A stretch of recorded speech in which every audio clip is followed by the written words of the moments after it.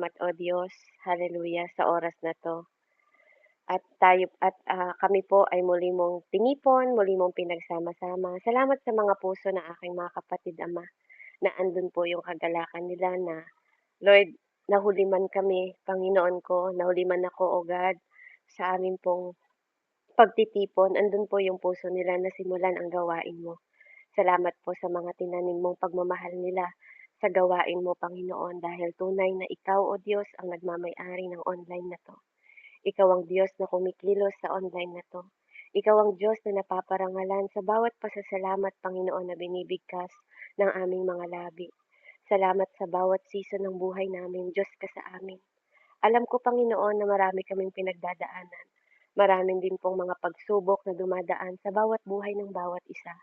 Naging mabangong nawa, Panginoon, ang bawat pasasalamat, Panginoon, at paglilingkod ng bawat isa sa iyong harapan, O Diyos, na pinili ng bawat isa sa amin na pumunta sa gawaing ito at magpahinga sa presensya ng banal mong salita, O Diyos, at sa pangalan mo, Panginoon, na laging maitaas sa aming mga buhay.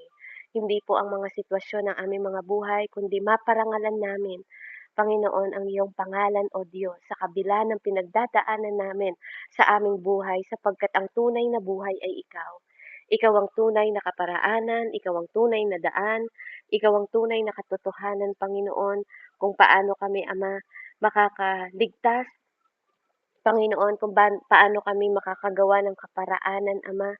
Lord, salamat kasi dito mo kami dinala. Kaya purihin ka, O Diyos, salamat sa wisdom, knowledge, and understanding. Salamat po, Panginoon, sa mga puso na handang makinig. Iwanan muna namin ang aming mga problema, Panginoon, at maghari, Panginoon, ang presensya mo sa aming mga buhay, na ngayon pa lang, pinagpala na ang bawat isa sa amin, O Diyos, sa salitang aming matatanggap mula sa iyong mga bibig, Panginoon. Gamitin mo lang ang aking buhay na maging alulod ng pagpapala at maging pagpapala sa aming lahat, O Diyos, sa araw na to. Purihin ka, Ama, sa pinakamataas na pagsamba, sa pangalan ni Jesus na aming Diyos na buhay, sa ngalan ng Diyos Ama, Anak at Espiritu Santo. Amen and Amen. So, purihin ang Panginoon. So, tayo po'y dumako sa ating message. Amen. Yoke breaker. Amen. So, purihin ng Diyos. Ayan, habang ako'y papahanda ko lang po Ate Robilyn sa Matthew 11 po, 27 hanggang 30. Amen. Habang nag-i-introduction ako. So, glory to God po, So, ito po yung aking, devotion na ginagawa kagabi. Yoke breaker. Alam niyo po yung yoke? Ito yung nilalagay sa leeg ng, ng mga baka, kalabaw, para mabuhat nila yung mga mabibigat na kanilang dalahin. Amen? So we all know about the truth ng kaligtasan. Amen? Na parte po tayo ng lahat ng mga pagsubok din, hindi tayo exempted. Ngunit yun nga yung pinapaalala sa atin ng Panginoon na anuman ang problema, amen, anuman ang mga kasalanan, napakabuti po ng Diyos kung paano how we receive salvation. Amen? Na napakahalaga na makita natin at maintindihan natin na once you are saved, you are free. Kapag minsan lang na tayong ililigtas pero nagiging malaya tayo sa penalty ng kasalanan. Amen? Na yung kasalanan natin is nabubura. Kaya napaka-wonderful po ng Panginoon ng distinct God na to, kung paano natin siyang pinupuri at yung mga pasasalamat ninyo. However, kahit na na-receive natin si Jesus, 'di ba, we must learn to surrender kay Jesus lahat ng order na meron ng buhay natin na kinreate niya para to live, 'di ba? On how to live, how tayo mamumuhay sa mundong ito na binigay ng Panginoon sa atin. Sometimes, situation in our life make really hard to do. Katulad ng sinabi ni Nanay Andrea, mahirap, mahirap talaga. Amen? So they can weigh, mabigat. May mga kabigatan. Sabi nga kapag nile-level up ka ng Diyos, may kalakip na requirement yon ng responsibility sa bawat isa. Amen? Kaya napakahalaga po na alam natin on how we become crippling burden. Pag sinabing crippling burden, para tayong napaparalyze. sa kabigatan, 'no? Para tayong nahihirapang kumilos sa bigat. 'Pag sinabing burden, ito yung kabigatan. Mga ano yung mga anxiety natin, mga problema natin na dinadala natin that we try to carry. Tina-try natin na dalhin ng sarili natin. I'm sure, 'di ba, hindi lang ako yung dating gano'n po ano, katulad ng sabi ni Ate Bina kanina, na gano'n na siya ay dating ganito, 'di ba? Ang ganda nung mga patotoo natin, eh, kasi yung dating tayo ngayon noon, 'di ba, iba na yung ngayon. Ako din po, isa din ako sa gano'ng istoriko. Na-o-overwhelmed din ako sa heavy ng burden na dinadala ko. And hindi ko rin alam kung anong istorya ninyo. But in a room, sabi nga, sa bawat kwarto may mga size. I can only imagine kung ano yung bawat list at yung bawat listahan nyo ng mga sitwasyon na kung paanong in-apply nyo yung maraming bagay na ginawa nyo para lang makalabas doon sa sitwasyon na yun. Maybe it was physical injury or illness. Amen. Mga sakit o pisikal na sakit ng mga katawan, mga buto. Amen. Galing din po ako dyan. Bali din po yung buto ko sa balikat. Purihin ang Panginoon. Maybe it's a long time battle sa mga kalusugan natin. Tayo po na bawat isa sa atin, marami tayong mga burden. Yung iba, loneliness. Patuloy mong sinesearch yung tunay na kaibigan, genuine na friendship.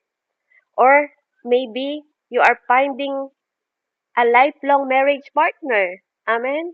Na gusto mong makasama habang buhay. O kaya yung financial stress na nade-drain ka na talaga, hindi mo alam kung saan ka kukuha ng pang-pinansyal sa bawat pamilya, pag-aaral ng anak. Amen? Alam nyo, nakaka-relate po ako sa bawat burden ninyo. Perhaps, di ba, our own business din, pwede din sa mga employer natin, sa other, yun yung ibang weight na kabigatan at responsibility na bawat oras din na piling natin imposible nating dalhin. Amen? O kaya, mga magulang, nahirap din sa pagpapalaki ng anak, pagiging parenthood. Amen? Ako rin po, kahit ako po ay naglilingkod sa Diyos, dumadaan pa rin po ako sa bawat pagsubok ko sa aking mga anak. Pero napaka-amazing lang din kasi God is andun siya para tumulong po sa mga burden. And sometimes, katulad ng sabi ko, financial, hindi lang financial, pati physical at mental at spiritual. Amen? Sama-sama po yan. Maybe ito yung mga way of habitual sin. Yung mga kasalanan pa na hindi natin mabitawan. Amen? Na hindi natin matalo, na hindi natin mabit. O kaya yung unhealthy relationship. May mga unhealthy relationship tayo na nung tayo ay nakatanggap ng salvation, unti-unti tayong nagiging malinaw sa katotohanan ng mga tama at mali sa pakikipagrelasyon natin. Amen? O kaya ikaw ay biktima ng abuse. Amen? So, maybe, yung thought of life na nagkikip sa atin sa bondage po, instead na tayo ay maglakad sa kalayaan. Yung freedom na binibigay ng Panginoon sa atin. Kaya nananampalataya ako na anuman ang listahan ninyo ng mga burden ninyo. Amen?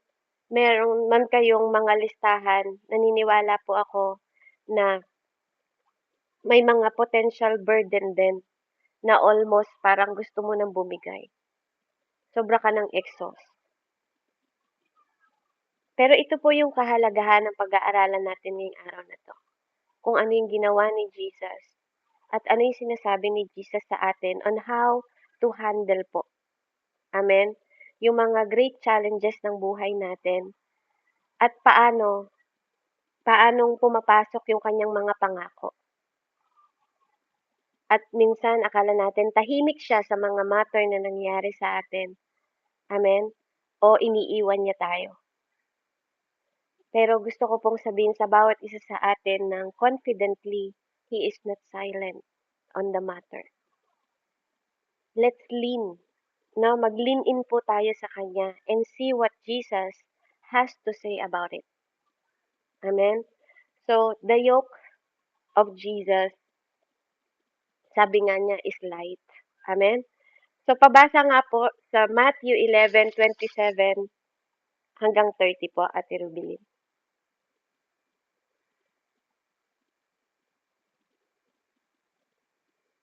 Amen po.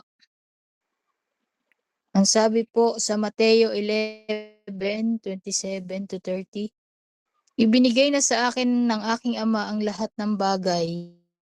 Walang nakakakilala sa anak kundi ang Ama, at walang nakakakilala sa Ama kundi ang anak, at ang mga pinili ng anak na pagpahayagan niya. Lumapit kayo sa akin, kayong mga nahihirapan at lubhang nabibigatan sa inyong pasanin, at kayo'y bibigyan ko ng kapahingahan. Pasanin ninyo ang aking pamatok, at matuto kayo sa akin sapagkat ako'y maamo at may mababang loob. Makakatagpo kayo sa akin ng kapahingahan. Wait po, 30.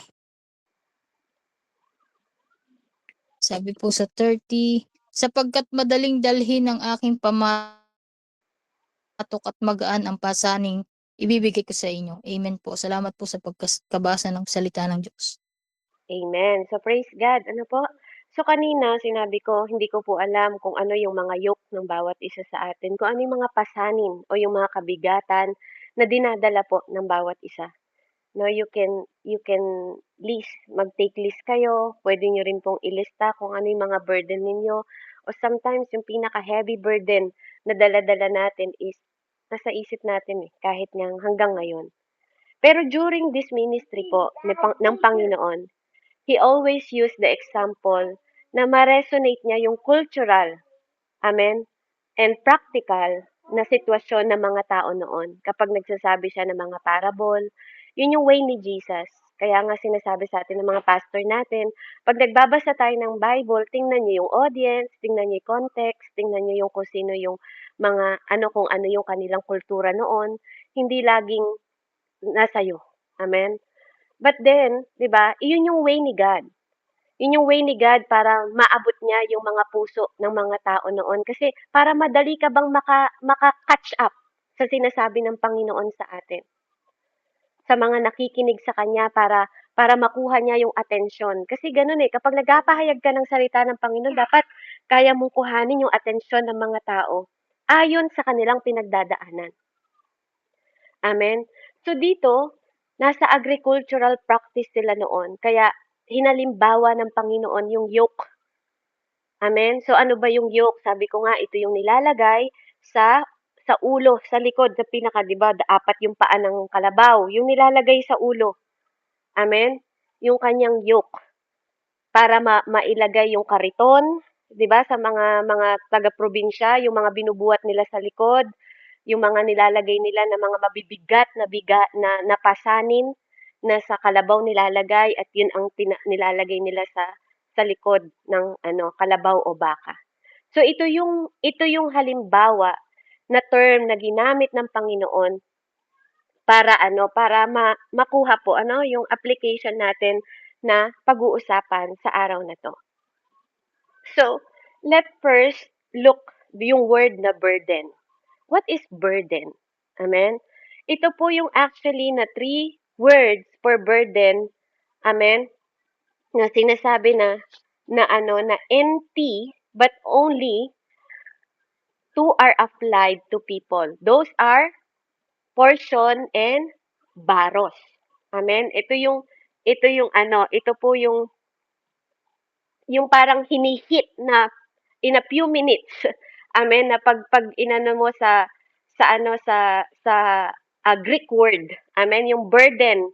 Sa Matthew 11:30, Jesus is speaking in Greek word na tinatawag na yung portion na pag binasa mo siya is optiob, na portion na ibig sabihin is a load, yung bigat. Yung often used na tinatawag na cargo ng mga soldier na parang ipinapak nila sa likod nila that time. It is also same root na use na ginagamit po sa biblical na weight of logistic religious obligation. Amen? So, yun, kaya tayo pumupunta sa ganitong word po kasi kapag, di ba, maraming salin ang ginawa ang Bible, kailangan din nating maintindihan kung ano yung specific na tinutukoy sa Biblia. Amen? Kasi isa lang siyang meaning sa English, 'di ba? Pero marami po siya talagang kapaliwanagan na dapat i-dig natin. So nire-refer din ito yung load na proportion to the individual. So in biblical text, it is the heavily used metaphorically to describe personal duty.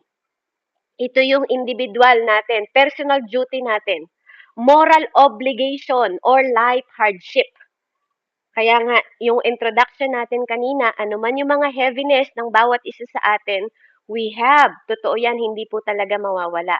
But please close attention po sa sinasabi dito, no? Pag binalikan natin, now, let's look at the yoke. Yung yoke po in Matthew, sa verse 11, in Greek word ay tinatawag na Saigus or Sugus. Amen? Di ko alam kung paano i-pronounce yan. Sa Sugus siya or Suyok. Amen? So it was a wooden, yun nga yung crossbar po na nasa likod, typically curved. It fit in the shoulder or neck of the pair of drop animals. Usually, ang mga animals na ginagamit dito, yung oxen po nung panahon nila. Connecting them to plow of or cart, yung kariton sa likod nila, to pull together rather than independently. So, ginagamitan sila ng cart sa likod o parang wagon na malaki para hindi lang individual na carry-carry po nila yung mabibigat na yon. So, allow me to the point out yung critical na fact po sa pretty cool na mensahe dito. It was a custom fitted. Amen? Yoke are not one size fits all. Amen? So, yung yoke po, hindi lang ito one size. Amen? Iba-iba po tong size, pero it fits all. Amen? So, ito yung craftsman na wood shape na specifically sa animal neck or sa shoulder po to prevent chafing. Parang ma-prevent po na masugatan. Amen? At ma-maximize lang yung kanilang mga hinihila. Maging efficiency lang. Maging tama lang po. Amen? So, yun po yung trabaho. So, traditionally, yung experience, kahit po malalakas yung mga ox noon para magang pair sa mga young o kaya sa mahihina na mga animals na kasama nila. Amen? Para pag niloload sa kanila po, hindi po nagiging lugi. 'Di ba? Yung isa magaan, isa mabigat. Ganon. So, ito, natutulungan silang mag-balance o nalalearn nila yung rhythm ng mga trabaho nila. So dito, si Jesus, sinasabi niya sa verse 30, His yoke is easy. Ito naman po yung Greek word na sinasabing Christos o Chrestos. Amen? Hindi niya sinasabi dito na effortless. Amen? Na kapag nilagay mo yung yoke na yon, hindi tutulong yung isa o wala kang gagawin o wala kang hindi ka mahihirapan sa sitwasyon. Amen? It close lang na sinasabi ng Panginoon that it is fitting, nakapit siya or useful siya. Amen? Ganong kind po yung sinasabi ng Panginoon. So, a yoke that Christos is one of the custom shape to not chop. Not one of requirement or no labor. Hindi sinasabi na wala ka nang gagawin kapag may yoke ka na hindi ka nakikilos o hindi ka nagagawa. Amen? So, kapag binasa ulit natin yung verse 21, Come to me, all you have are weary and burdened, and I will give you rest. Verse 29, Take my yoke upon you and learn from me. So, may gagawin ka. Amen? I-take mo lang yung mga kabigatan mo. Sabi niya, punta ka sa akin, halika dito sa akin. Dalin mo yung yoke mo, amen, and learn from me. Yun yung sinasabi ng Panginoon, matuto ka sa akin, for I am gentle and humble in heart. Amen? And you will find rest for your soul. Verse 30, for my yoke is easy and my burden is light. So it is important to understand po yung contrast ni Jesus sa sinasabi dito na dinodraw niya, it's not labor versus no labor. Amen? Hindi yan sinasabi dito na hindi ka tatrabaho. Hindi niya sinasabi yung may trabaho versus walang trabaho. Hindi po ganon. It is different between the ill-fitting kasi dito, sinasabi niya po dito, kinakrush niya yung religious system. Amen? versus sa a yoke built by someone who knows your shape and ability to bear the load. Amen? So, dito sa panahon na 'to 'no, kasi madalas po nga tayo bakit ano ba yung tinatawag natin na religious system, mamaya po dadating tayo diyan. So, ito yung pinapaunawa ko sa inyo, ito yung difference na binabasag ng Panginoon nung panahon nila noon.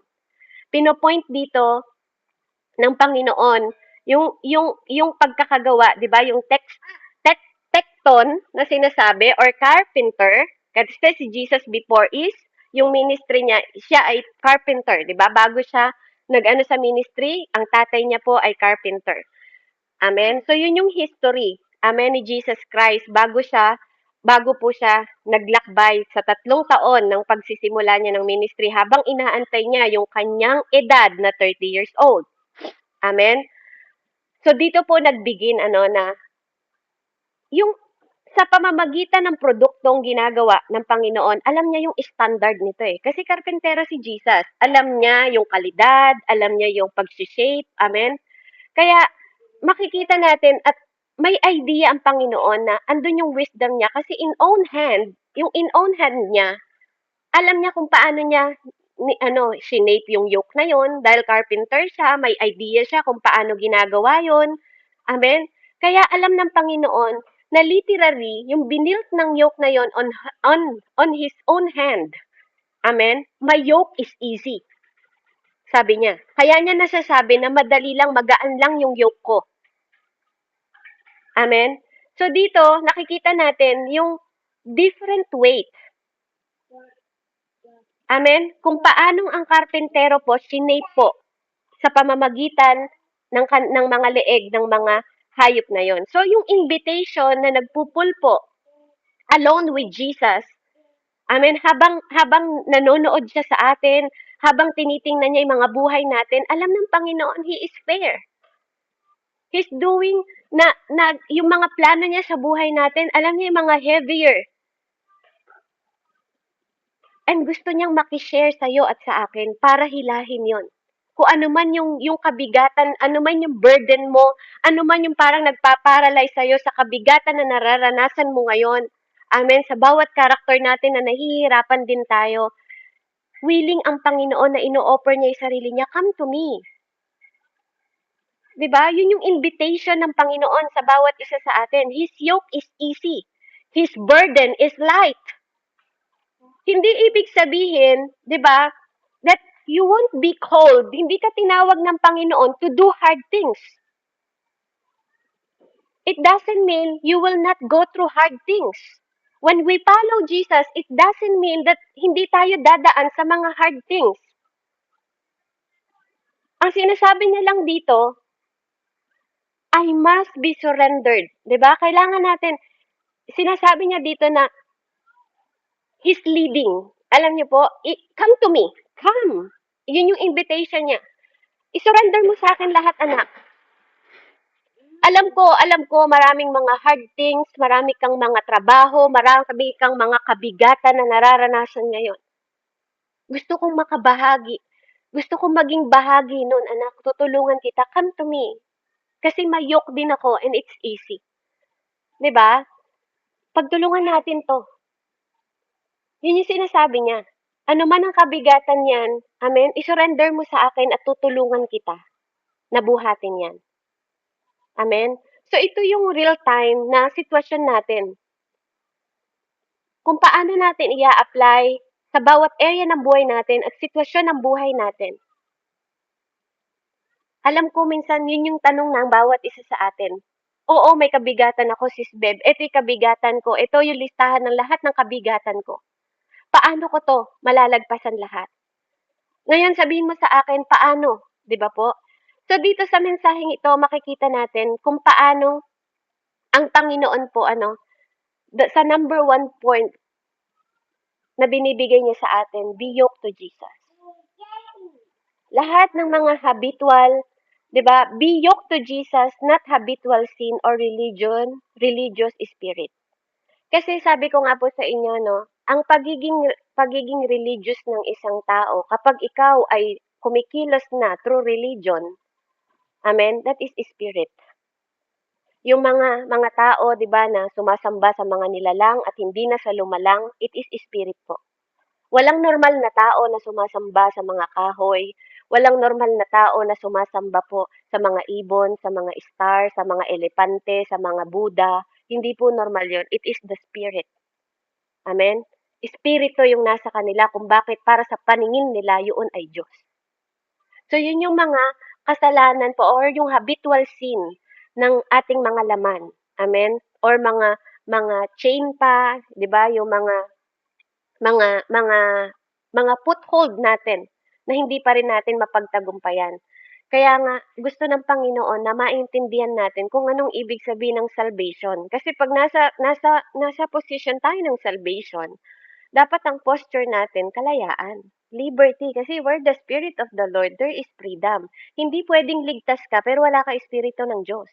Kasi yun yung pinakasusi mo. Ang Espiritu ng Diyos ang maghaharap sa atin sa Panginoon. Amen? Kaya nga napakahalaga po na maging honest po tayo sa ating mga own na puso sa mga oras na 'to. Ano man yung mga tahimik na kini-carry natin na na-e-exhaust tayo sa mga weight o kabigatan, maging pride man 'yan, greed man 'yan, lust man 'yan, envy man 'yan, or anger man 'yan. Amen? So i-consider po natin that if you have meron tayong mga yoke na dala-dala o kaya kakulangan natin sa self-control natin o kakulangan natin sa pagkokontrol sa pagkain, amen, sa inumin o impatient tayo, it is yun din yung mga sometimes na burden natin kapag di natin makontrol yung mga pag-uugali natin or napaparalyze tayo kasi natatrap tayo sa mga kasalanan, lalo na po yung tinatawag na unforgiveness. Amen? Kaya napakahalaga po na alam din po natin at nare-recognize natin yung mga bagay na pwedeng nagpapabigat sa atin kung bakit hindi po tayo nakakalakad o nagkakaroon ng kalayaan. Kaya nga, if you are yoked to sin, you will be unavailable to live na may kapayapaan galing sa Diyos. Amen? Kaya mahirap po na habang tayo ay lumalakad, maraming gumugulo sa isip natin. Pero kung gusto natin magkaroon ng kapayapaan, handa po ang Panginoon. Ano man yung fracture natin, ano man yung klase po ng ating mga problema, ano man yung pinagdadaanan natin, alam ng Panginoon na kailangan natin ng tulong niya. Kaya niyang i-diminish lahat ng version, amen, ng ating mga problema, lahat ng room na nahihirapan tayo. Kaya nga, yoke to Jesus.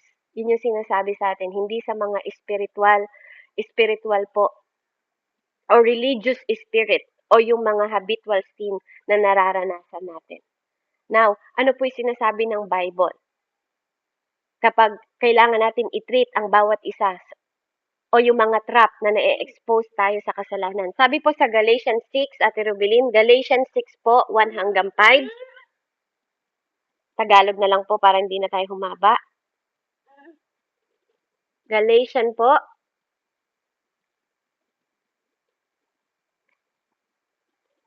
6, 1 hanggang 5.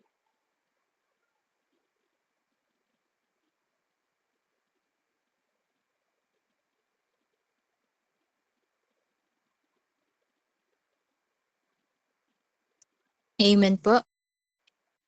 Sabi po sa Galatia 6, verse 1 to 5, mga kapatid, kung may isa sa inyo na mahulog sa pagkakasala, kayong pinapatnubayan ng Espiritu ang magtuwid sa kanya.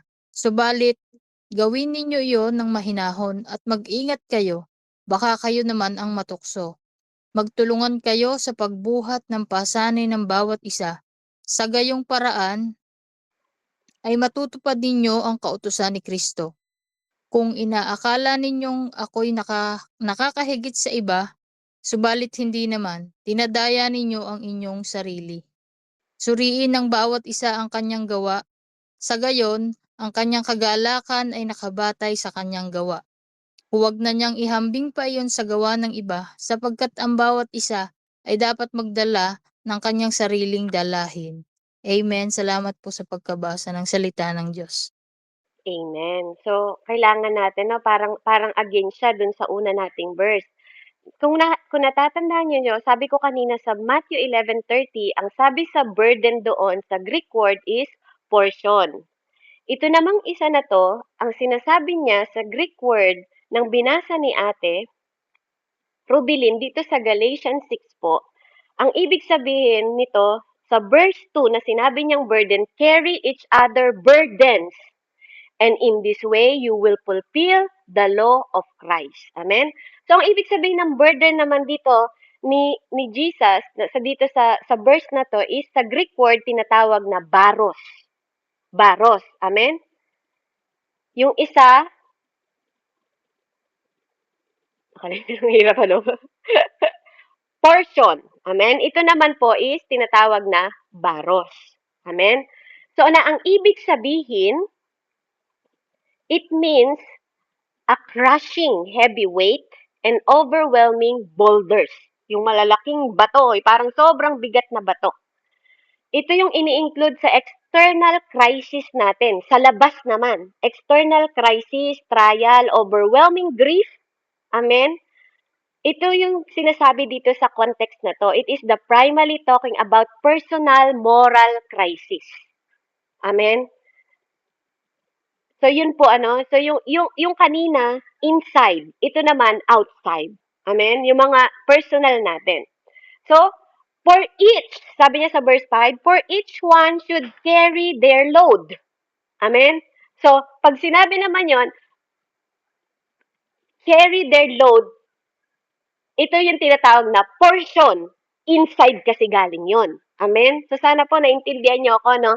Doon sa ating pinag-iaralan. Kasi may mga burden tayong mga tao na ang hirap pong ipaliwanag. Meron tayong burden na sa inside, di ba? Galing mula sa puso, palabas. At meron din tayong burden na galing din sa labas. Amen? Mga crisis natin katulad ng mga personal natin na pagbabayad ng pinansyal ng anak natin, mga pinansyal na bayad ng kuryente, alam mo yun yung mga burden na sa labas galing. Amen? At yung sa loob naman, yung ating yung anger natin, amen, yung issue natin sa jealousy, envy, lust, amen.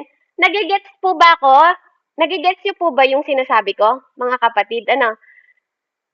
Amen? Okay. So malinaw po tayo, naintindihan natin kasi iba yung pinagmumulan ng burden ng mga galing sa kalibugan, yung mga ganyan, no? Yung from inside and out, and mga burden na galing sa mundo na parang nai-invite natin sa buhay natin. Okay? So gusto ko lang pong maging malinaw sa bawat isa sa atin. Amen. So yun po yung kine-carry natin. Okay, so dito po, ito yung nagpo-point sa na parang soldier backpack na katulad ng sinasabi ko po kanina. So, amen? So, praise God. Ayan. At yun naman pong tinatawag natin na sa church naman po, sa body of Christ, literally, yung another person na moral crisis. Amen? Katulad ng sinasabi natin na baros, ito yung moral crisis na tinitreated po localized community emergency. Ito naman po yung hindi mo to mai-evaluate na kasalanan. Kasi ito naman po ay tinatawag na katulad ng yung religious po, yung religion na spirit naman na nag-i-structure po sa ating mga pangkasalukuyang community ngayon. Amen? Yung impact ng village parang dito sa Galatian. The Galatian po, yung nape-pressure sila sa pag-a-adapt. Amen, ng mga circumcision ng mga panahon na yon. Yung kanilang yung Sabbath day nila, yung pudlo na pinuprove po nila na belong po sa Panginoon, sa pamilya ng Panginoon. So, doon po sila nagfe-fail ng mga panahon na yon dahil sa kanilang religious spirit. So, kaya kapag nagbabasa tayo ng teksto, sabi niya doon, brother and sister, it's someone caught in sin. Amen? You who live by the Spirit, malaking Spirit po yon, Spirit ng Panginoon, should restore the person gently. Maging mahinahon ka pag tinatama mo yung iyong kapatid. Amen?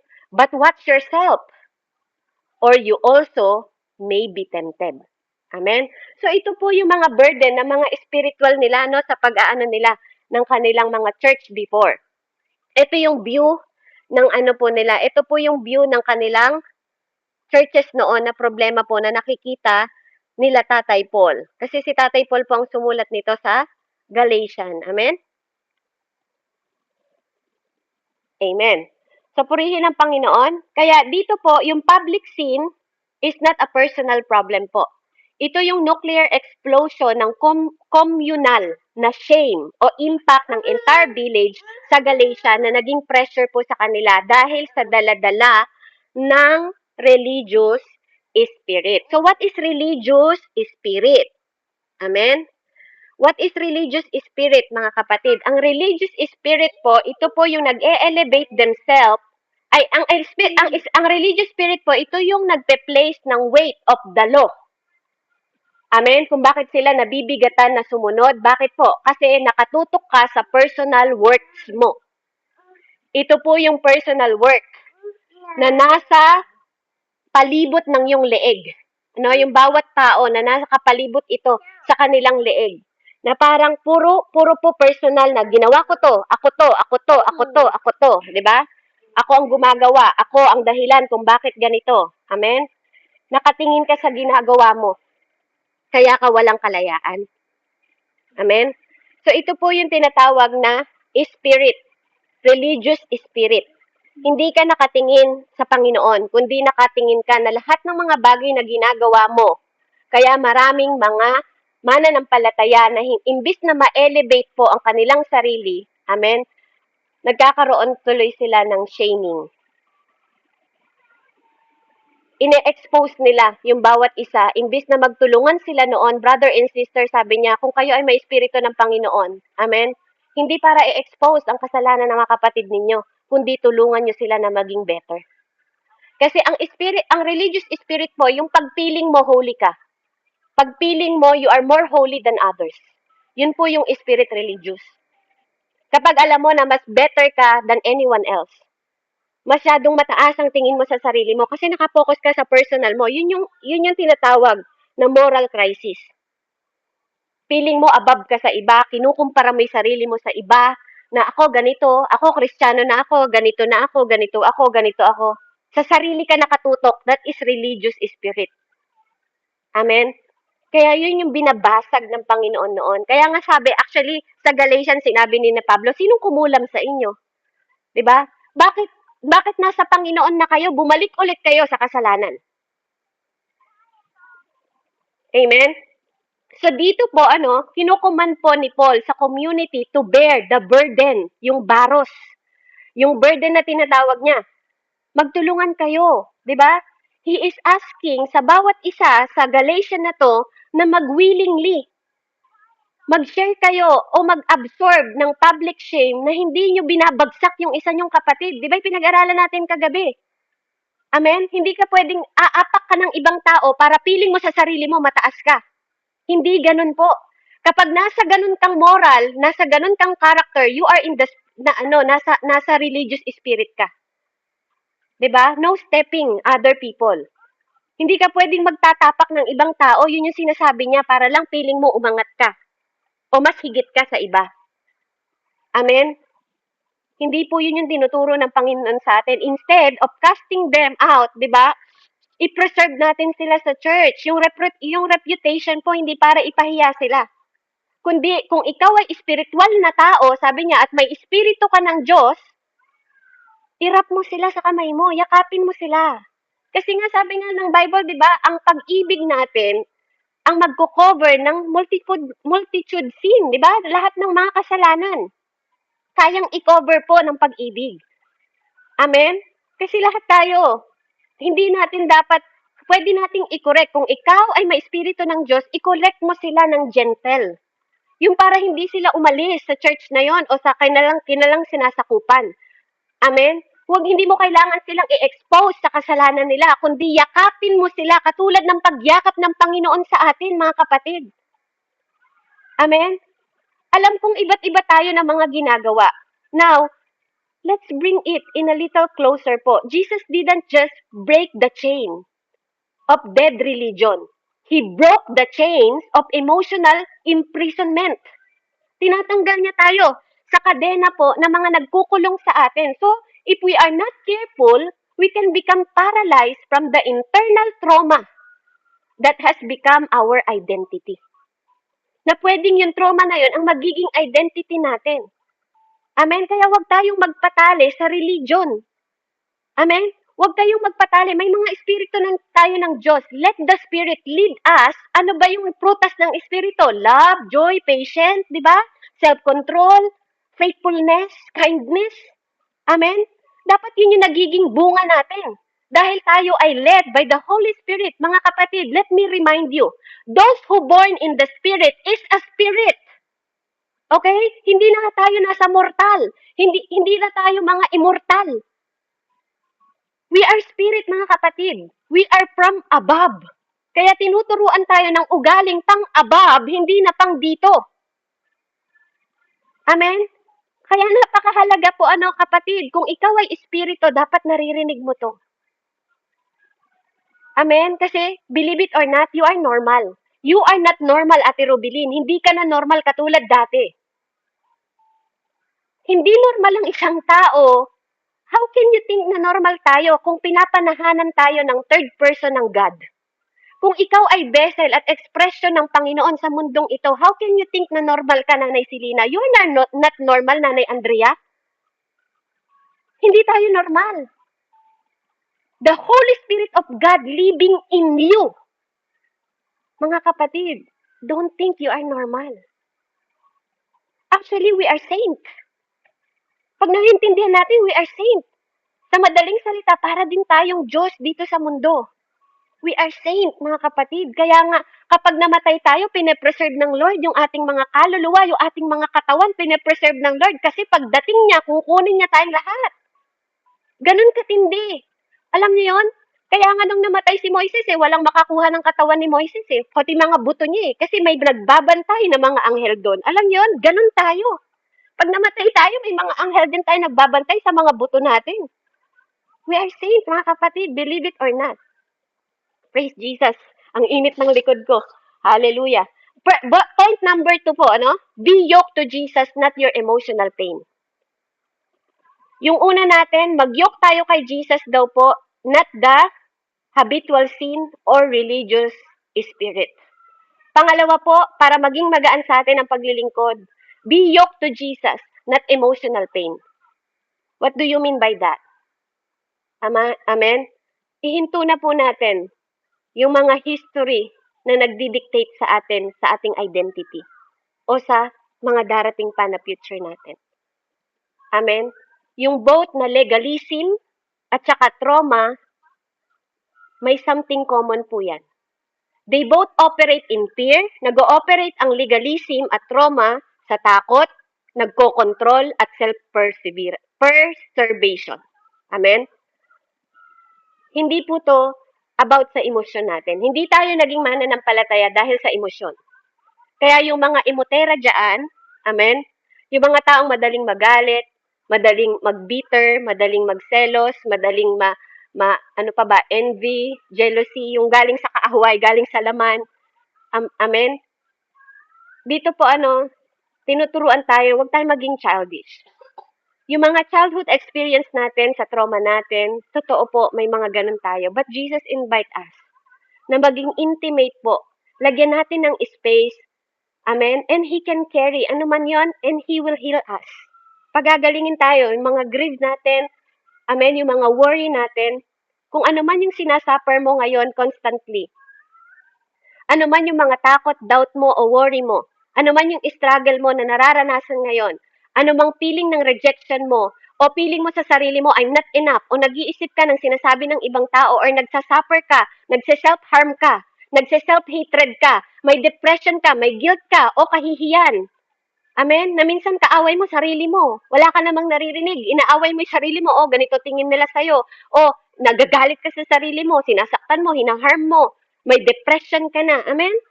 So, ito yung great news na sinasabi sa atin ng Panginoon sa mga oras na to, mga kapatid. Jesus is waiting for you and me. Na mabigyan tayo ng Panginoon po, na anuman ang kabigatan natin, yung weight po, wag nating ilagay, yung emotional burden natin. gusto pong kuhanin ng Panginoon. Alam ko marami nang na-e-exhaust sa atin na i-carry itong mga emotional baggage natin ng mag-isa. At dahil exhaust ka, ito yung easy way. Amen? Kasi pag lagi mong kine-carry yan, unhealthy yan. Paano ka makakapaglingkod kung ikaw mismo ang dami mong burden? Sasabihin mo, oh, magpatawad ka, ikaw nga may unforgiveness. O wag ka madaling magalit, ikaw nga konting-konting sagi lang sa'yo, nagagalit ka kaagad. How? Okay? So, hindi natin maididepende yung ating relasyon. Amen? Hindi pwedeng nagtuturo tayo sa iba, tas tayo may sarili tayong burden. Amen? Kaya, let's find someone. Amen? Mag-find someone tayo na pwede nating ihinga yung ating mga burden, yung mga silent na sinasabi natin. Magtulungan tayo. Brother and sister, sabi niya doon, magtulungan kayo. Amen? Hindi tayo mag-exposean. Hindi tayo magpahiyaan na i-expose mo yung mali ng isa, i-expose mo yung isa, di ba? Kasi whether you like it or not, magkakamali at magkakamali ka. Amen? Whether you like it or not, makakasakit ka or ikaw minsan masasaktan ka. Amen? Let's find someone na maging feel safe tayo sa mga sinasabi natin, di ba? Para hingi din tayo ng payo, ng counsel. Amen? Huwag dun sa mga terrible na mga tao na alam natin na lalong lalaki pa yung problema. So, ang true freedom, it doesn't come po, amen, sa mga dinadala natin. Ang totoong freedom, amen, yung magkaroon tayo ng kapatid na pwedeng mahingahan. Kaya nga nandiyan yung mga spiritual nanay natin, spiritual tatay natin, mga kapatid natin, para ma-align tayo with Jesus. Kasi kapag hindi, tingnan nyo ang yoke, hindi pwedeng, ang kinabit na yoke sa'yo is para sa'yo, tapos ang dinala mo yung para sa iba. Amen? Hindi pwedeng ikabit yung hindi para doon sukat na cart doon sa baka na yon. Amen? So, napakahalaga po na yung wagon, amen, yung wagon ng isa, 'di ba? Kung anong yoke na nakalagay sa kanya, dahil pit naman yon, sabi nga, itong yoke na to napaka-amazing. Kasi kahit saan, pipit siya. Kasi nakaka-relate siya ng ganun. Amen? Pero, yung wagon na kinakabit sa mga yoke, dapat po yun sinusukat at naka-align. Amen? Yun yung kaibahan nun. Kaya nga, kailangan po magkaroon ng collaborating o laboring yung bawat isa. Amen? Na magkaroon ng pagkakaisa, yung dalawa. Halimbawa, carry mo yung isa, di ba? Mag-asawa kayo. Hindi pwedeng yung isa nagdi-decision sa punta sa kanan, yung isa nagpupunta sa kaliwa. Pag magkaibigan din kayo, di ba? At nalaman ng ano ba yung kabigatan mo, di ba? Sasamahan mo siya kung saan siya nahihirapan para ma-overcome niya yon. O tuturuan mo siya para mai-align ulit siya at ma-let go niya yung kanyang pinagdadaanan, emotional pain. Amen? That's how we live, mga kapatid. That's how we live. We help one another. Kung anong kabigatan ng isa, tutulungan ng isa. At anong kabigatan ng isa, tutulungan ng isa. That's why we are body of Christ. Amen? We need to back into the real alignment natin. At wala tayong ibang alignment. Sabi nga, kung si Jesus ang head natin, lahat tayo mga kapatid, dapat naka-align kay Jesus. Hindi pwedeng yung isa naka-align sa Satanas, sa demonyo, 'di ba? Sa ugaling demonyo, tapos ang head mo si Jesus, hindi pwedeng ganon. Amen? Saan ba nakalagay ang yoke? Sa ulo po. Amen? So, mahalaga po na magkaroon tayo. Ang true freedom, amen, pag nakita mo na naka-align ka sa way ni Lord, sa will ni Lord, amen, doon ka matututo, hindi ka naka-align sa feelings mo, hindi ka naka-align sa emotion mo. Ang dami pong kwento sa Bible, napahamak sila dahil inalign nila sa emosyon nila yung kanilang pagdidesisyon, mga kapatid. Yung king, napatay niya yung kanyang anak. Di ba? Alam niyo yun, yung sa Old Testament, dahil sa excitement niya. Panalo mo lang ako, Panginoon. Kung sinong unang lalabas sa pintuan na yan, iaalay ko sa'yo. O di ba? Sometimes nakapag-decision tayo. Pag galit ka, nakapag-decision ka, nanunumpa ka ng ibang tao. Amen? Tapos pag nakita mong nahihirapan sila, pagdadasal mo rin sa Lord, Lord, bawiin mo na, hindi ko sinasadyang masabi yon. Kaya huwag tayong magpadala sa emotion. Amen? Love is not emotion. Love is decision, mga kapatid. Decision ang love. Hindi ka nagde-decide na magmahal dahil lang sa emosyon mo. Nagde-decide kang magmahal dahil decision mo yon. It's your choice. Amen? Kaya huwag kang magde-decision based on emotion. O, yung isa din, naputol yung ulo ni John the Baptist dahil din sa excitement ng king. Nung nagandahan siya sa sayaw ng kanyang anak, mga kapatid. Hilingin mo sa akin dahil sa sobrang saya ko sa ginawa mo, sumayaw ka sa harapan ko, hilingin mo kung anong gusto mong hilingin at ibibigay ko sa'yo. Oh, dahil may bitterness yung nanay, lumapit yung anak sa nanay. Nay, humihingi daw siya ng gusto niyang ibigay ko sa si tatay. Oh, si ama, humihingi, ano daw, kahit daw anong hingin ko, ibibigay niya sa akin. Amen? So kahit kinikilala niyang lingkod, si John the Baptist, anong ginawa niya? Dahil sa bitterness ng nanay, o sige, hiningi niya yung ulo ni John the Baptist. Dahil king siya, hindi siya pwede na mag-say no. Dahil may batas silang sinusunod that time, mga kapatid. Mapapahiya ang hari. Ganun kabigat. Ganun kabigat. Kaya wala siyang nagawa, kundi putulin ang ulo at ilagay sa plato. Ang ulo po ni John the Baptist, nilagay sa plato dahil sa maling emosyon ng pagdidesisyon. Ingatan po natin. Yoke to Jesus. Kung gusto mo magkaroon ng tamang desisyon, Lord, humingi ka ng tamang desisyon sa Diyos. Amen? Hindi sa feelings mo, hindi sa emotional pain. Number 3 po, yoke to Jesus, not to mere human. We cannot be yoked to another God or religion, mga kapatid. Hindi tayo pwedeng mag-yoke sa tao, sa religion, o sa ibang Diyos. Kasi kapag tayo, amen, katulad sa sobrang pagmamahal natin sa mga anak natin, minsan hindi natin na-distinct na mali na yung pinag-yieldan natin ng pananampalataya natin. We must avoid being yoked to people. Huwag tayo sa people mag-yoke. Kasi may mga pangako rin ang mga kapwa natin na mabibigo tayo whether you like it or not. Kasi gusto ng Panginoon na sa Kanya tayo nakayoke. No one in your life, amen, was ever meant to take His place. Walang kahit sino sa buhay natin ang makakapag-replace sa Diyos. At walang kahit sino sa mundong ito ang makapag-carry ng kayang i-carry ng ating Panginoon. Hindi tayo kayang bigyan ng kaligtasan ng ibang tao. Hindi tayo kayang bigyan ng kaligtasan ng religion. Hindi tayo pwedeng bigyan ng kaligtasan ni pastor. Amen? So if you're looking sa asawa mo, if you're looking sa children mo, if you're looking to your best friend, or even in your spiritual leaders in life, to keep your burden na maging magaan, baka ma-disappoint ka lang. Amen? Kung ganun ang setup mo, kapatid, pinapaalalahanan tayo ng Panginoon sa oras na to, anak, yoke in me. Mag-yoke tayo kay Jesus po, hindi po sa human. Amen? Kasi may hangganan ang tao. Amen? If you are trying to be that person, kung ikaw naman yung klase ng tao na gusto mo, iyok sa'yo yung load ng lahat ng tao, na dapat carry nila, madidisappoint ka lang. Kasi baka ma-exhaust ka. Baka ma-exhaust ka lang. Amen?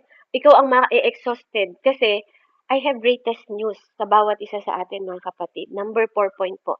Jesus is the yoke breaker. Amen? Ito ang katotohanan. Ano man ang lahat ng pinag-usapan natin, from the beginning po ng mensahe ko, they may be yoke you need to break today. Ano man yung yoke na gusto mong i-break ngayon, think about it. Any burden, mga kapatid, galing man sa loob o sa labas yan, you are not carrying today. Hindi mo na yan dadalhin ngayon. That are not yours. Huwag mong i-carry yung bagay na hindi para sa'yo. Amen? Mabibigatan ka lang, mahihirapan ka lang. Kung kasalanan man yan, demonic oppression man yan, na napakahirap para sa yung i-break, religious spirit man yan, amen? Religious perfection man yan, amen? Ano man yung sinasabi sa'yo ng ibang tao, you have to live in their standard. Huwag kang mag-live sa standard ng people. Live in the standard of God.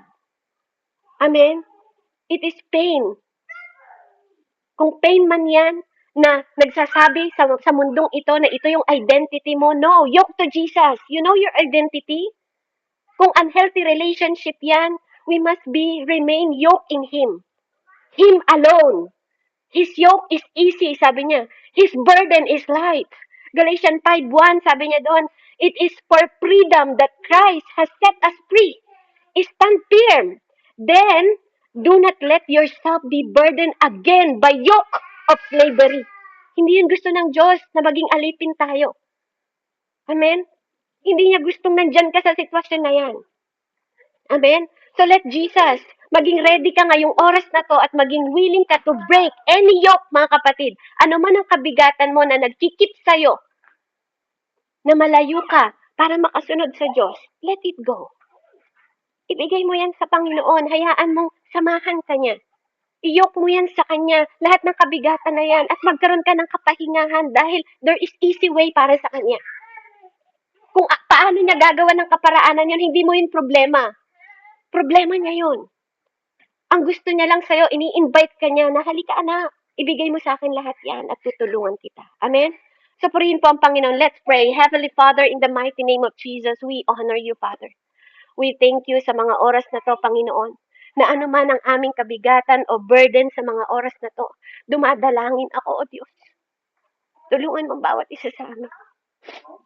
Tulungan mo kami na matuto sa way mo, sa will mo, sa kaparaanan mo, Panginoon. Na lagi kaming maging kalugod-lugod sa iyo. Tulungan mo kaming laging makita yung identity mo. Hindi yung identity na hindi lahat ng pain namin, Panginoon, kundi, Lord, yung lahat ng bagay na kaya mong baguhin dahil may chance pa kami dahil nandito kami. Na ikaw yung napaparangalan namin, Panginoon, at hindi ang aming sarili. Na huwag naming matutunan na mag-break ng iba para lang makitang masikip kami sa iba. Matutunan namin magmahal katulad ng pagmamahal na meron ka. Matutunan namin, Panginoon, na tiisin, Panginoon. Dahil alam namin, Panginoon ko, na may tamang oras ka, lugar at panahon ka. May healing sa'yo. May forgiveness sa'yo. May love sa'yo. May patience sa'yo. May faithfulness sa'yo. May self-control sa'yo. Lord, hayaan mo na ma-accept namin, Panginoon, na ano man ang pagdaanan namin sa mundong ito, nagtagumpay na kami. Dahil ikaw ang aming Ama na nakakakita ng tama at mali, mabuti at hindi, Panginoon. Na balang araw, Ama, magsasubmit kami sa iyo. At Lord, sa mga oras na to, habang kami ay nasa sa mundong ito, Lord, patuloy mo nawa kaming matat na nagtatapat sa iyo. Yung aming lahat ng pain, trauma, Panginoon, lahat ng kabigatan, Lord, sinusurrender namin sa iyo. Ano man, Panginoon, yung pinagdadaanan namin, oppression, anxiety, Panginoon, grieving, Panginoon, in the mighty name of Jesus, Lord, we surrender sa iyong lahat. Kunin mo lahat ng mga burden namin. Lahat ng mga pag-aalala namin, Panginoon, lahat ng mga pinansyal na problema ng bawat isa sa buhay, Panginoon, sa mga kasakitan, O God, Lord, you are our fulfillment. Ikaw ang pundasyon ng aming pananampalataya at hindi sa pangako ng tao. At maraming bagay na lumalakad kami under your grace sa mga oras na to na we are fulfilled, Lord. Lord, wag mo kaming turuan, Panginoon ko. Wag mo kaming ilayo. Wag mo hayaan ang mundong ito magturo sa amin, Panginoon, ang tamang gagawin namin. Magkusturuan mo kami na anuman at gaano man kabigat ang dalahin ng bawat isa sa amin, matutunan namin lagi lumapit sa iyo. Sa relasyon, Panginoon. Lord, magkaroon kami ng lalong mas intimate na relasyon mula, Panginoon, sa iyo upang ang maging bunga ng aming mga paglilingkod ay pawang kabutihan lang sa iyong mga mata. Salamat po, O Diyos, at lagi nawa sa bawat araw, Panginoon, mapangiti ka namin. Mapuno kami ng pagmamahal mo, ma-shower kami ng pag-ibig mo, Panginoon, na dumaloy sa aming pamilya, sa aming mga buhay, sa aming mga kaibigan, sa aming church, na tuwing pumapasok kami, tuwing nakakasama kami ng mga tao, Panginoon, ang presensya mo ang dala namin. Salamat po, O Diyos, sa pangalan ni Jesus, that you are the yoke breaker. And thank you, Panginoon, sa gabing ito na binrake mo na lahat, Ama, ng bigatin at loading na mga kabigatan, Panginoon, sa likod at sa balikat ng aking mga kapatid. Sa pangalan ni Jesus, ito po ang aming samot dalangin. In the name of the Father, the Son, and the Holy Spirit, I pray. Amen and amen. Glory to God po and God bless po. Back to you, Ate Rubilin. Sorry po, napahaba na tayo. Amen. Amen. Purihin